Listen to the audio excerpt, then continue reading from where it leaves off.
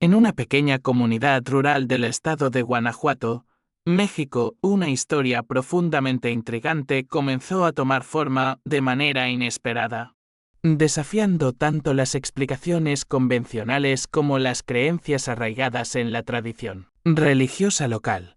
Todo empezó con un niño llamado Emiliano Herrera, que a la edad de apenas 3 años comenzó a manifestar un comportamiento fuera de lo común, acompañado de afirmaciones que ponían en jaque la comprensión racional de su familia. Emiliano no solo tenía una forma peculiar de expresarse, más madura que la de otros niños de su edad, sino que también afirmaba con insistencia que su verdadero nombre era Carlos y que había sido sacerdote antes de morir en un accidente en motocicleta. Su madre, Lucía Mendoza, una mujer devota y de raíces católicas profundas, se mostraba confundida por las declaraciones del pequeño. Durante una tarde cualquiera, mientras lo bañaba, Emiliano la miró a los ojos y con una calma escalofriante le dijo que recordaba cómo había perdido la vida. Según sus propias palabras, iba conduciendo una motocicleta por una carretera angosta, cuando un camión invadió su carril.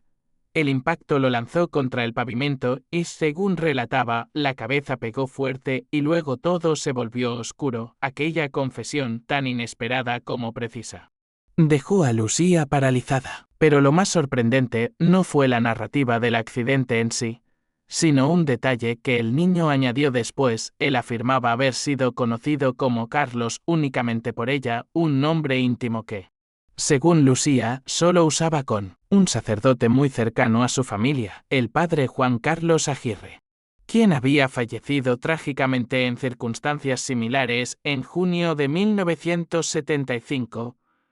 El padre Juan Carlos era un hombre querido en toda la región, respetado por su labor pastoral y recordado por su humildad. Había perdido la vida al regresar de una comunidad indígena donde ofrecía misas, justo en la misma carretera descrita por Emiliano.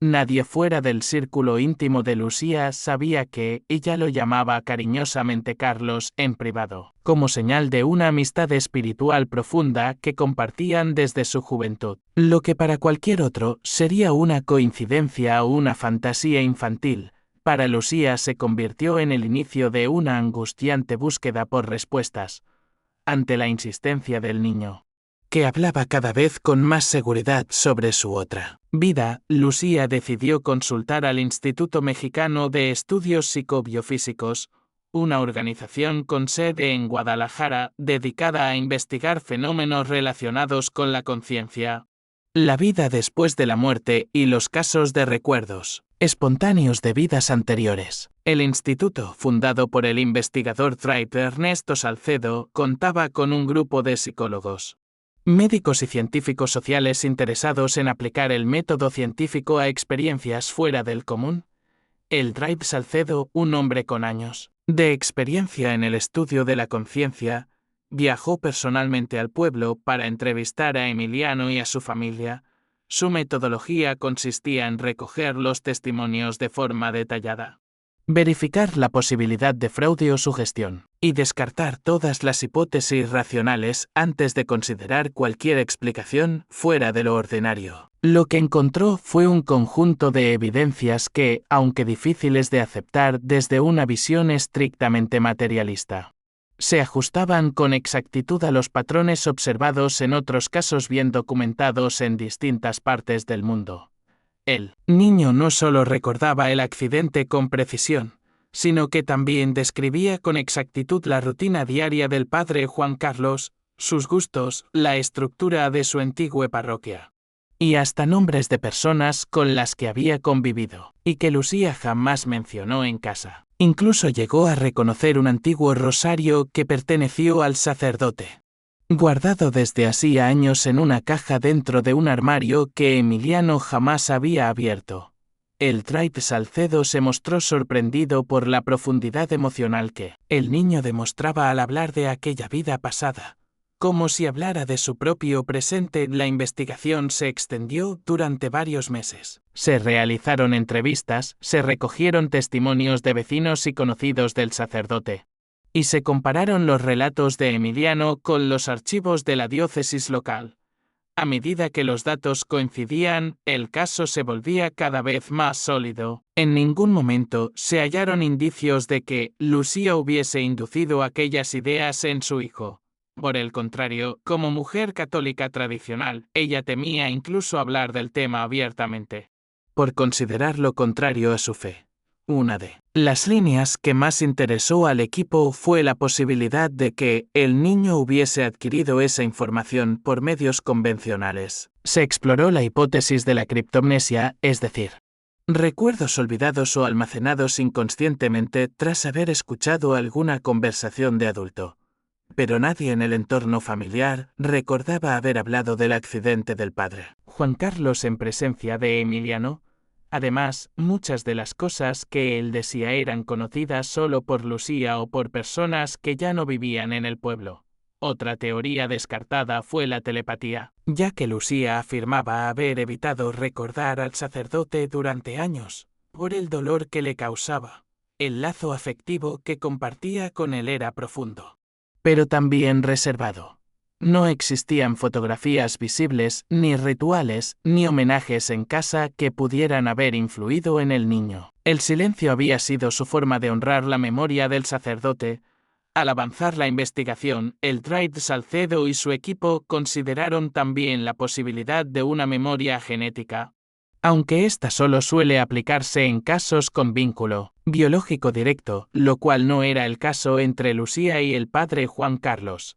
Además, Emiliano mostraba ciertos rasgos de personalidad, costumbres y hasta posturas corporales que recordaban claramente al sacerdote, lo que resultaba difícil de justificar desde una transmisión meramente genética. La atención, que empezó como un simple murmullo entre vecinos, se transformó en un fenómeno que superó los límites del pequeño poblado. Diversos medios de comunicación comenzaron a chegar, atraídos por a historia da crianza que afirmaba ter sido padre en outra vida. A imprensa local foi a primeira a cobrir o caso, mas logo jornais de alcance nacional comezaran a mostrar interese. Cámaras, microfones e perguntas incesantes pasaran a facer parte da rotina da familia, que, entre confusao e espanto, tentaba proteger o menino da exposición excesiva. A pesar da valente curiosidade, os pais de Emiliano decidiran não silencialo. Acreditaban que a historia merecía ser ouvida, mesmo que iso significase enfrentar o julgamento social ou ser taxados de lunáticos. Eles confiaban na sanidade do filo, que nunca demonstrara sinais de delirio ou imaginación descontrolada. Pelo contrario, era unha crianza reservada, sensível e con un vocabulario impresionantemente maduro para ese ou a idade. A noticia chamou a atención de un pesquisador universitario especializado en casos de memorias de vidas pasadas. O profesor Ernesto Cepeda, da Universidade Nacional Autónoma de México, já había documentado fenómenos semelhantes en outras regiões do país e da América Latina.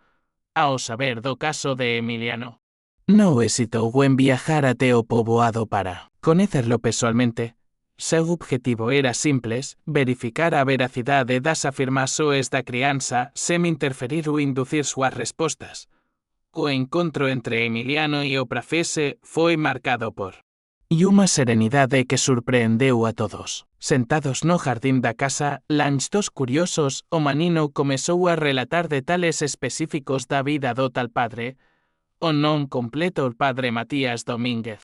O ano en que tería morrido en 1976 líate descrisoes da igreja onde oficiaba as misas, incluindo un vitral con imagens de anjos que recebían luzo por do sol. Descreveu tamén o son do sino, o cheiro das velas e até a textura das páginas do antigo misal que usaba durante as celebrações. Cepeda, acostumado a separar fenteicha de posíveis memorias reais, ficou impresionado como a coesao do relato. Decidiu entao verificar os dados en arquivos eclesiásticos da región.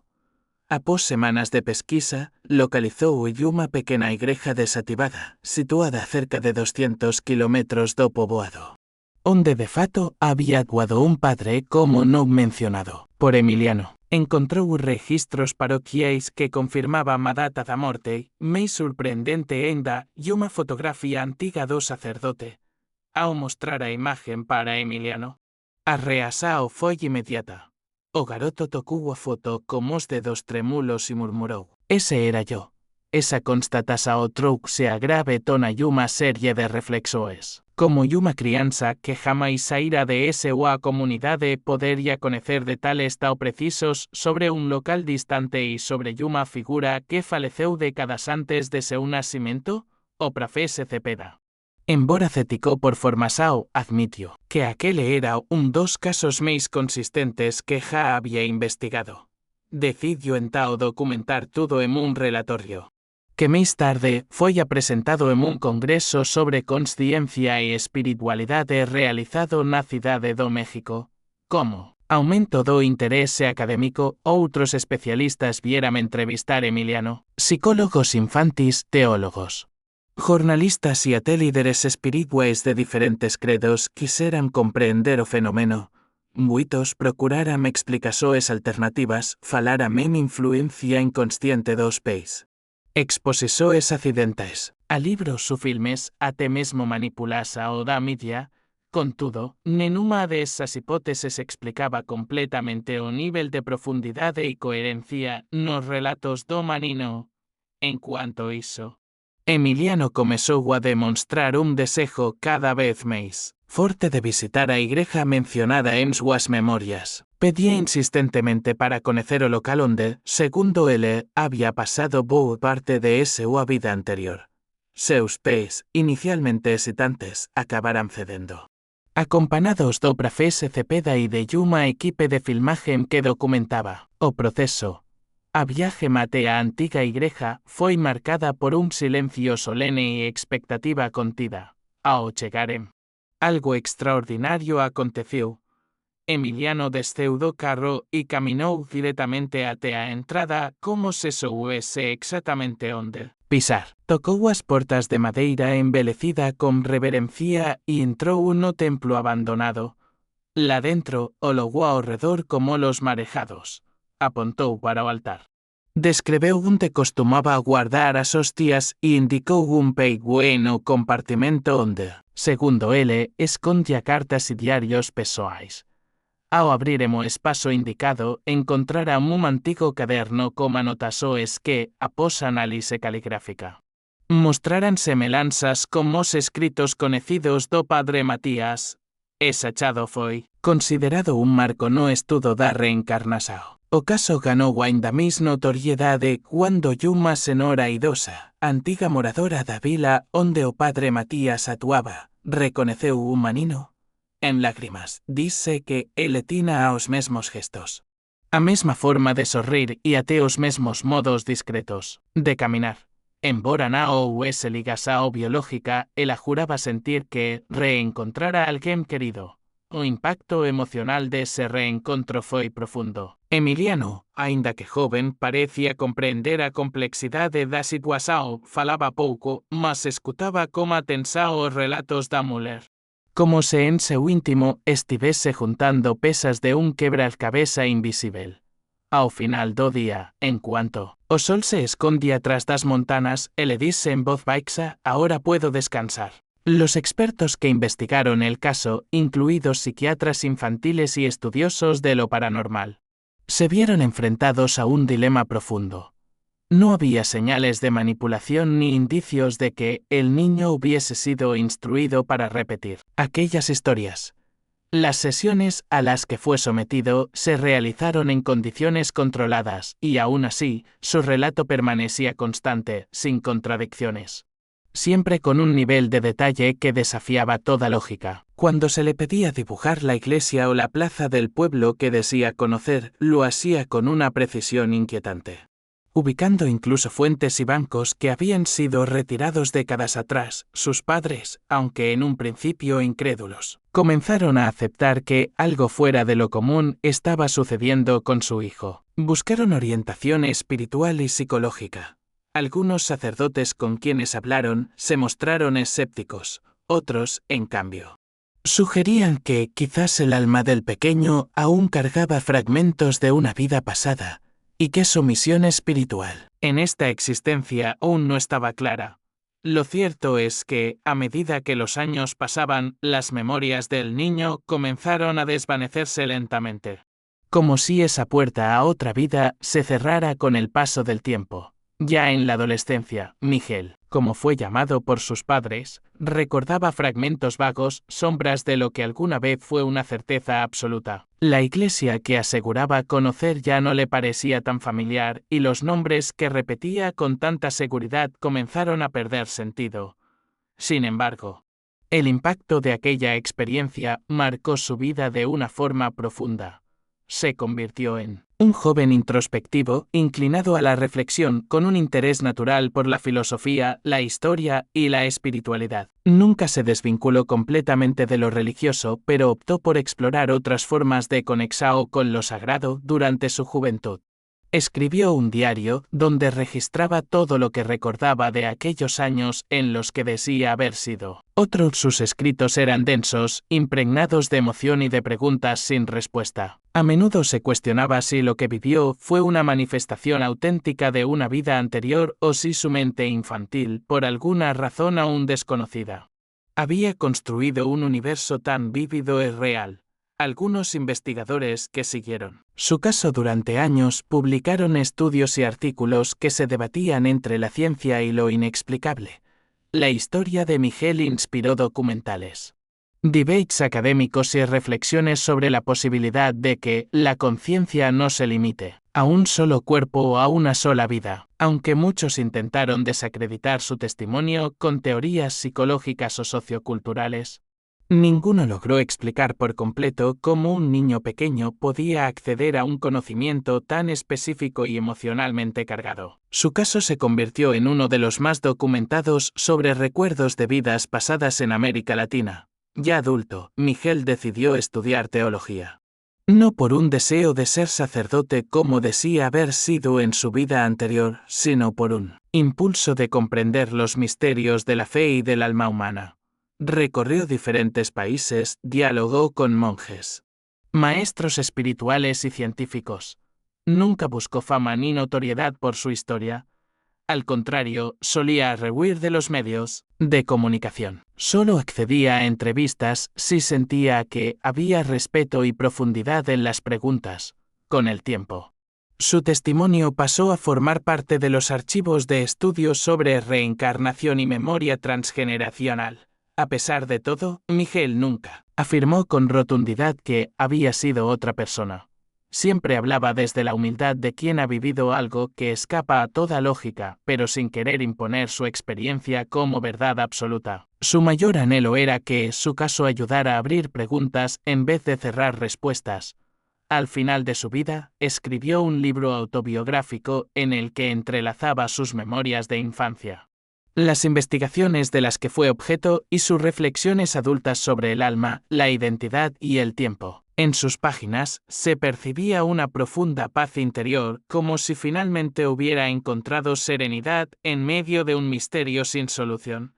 Muchos lectores se sintieron tocados por sus palabras.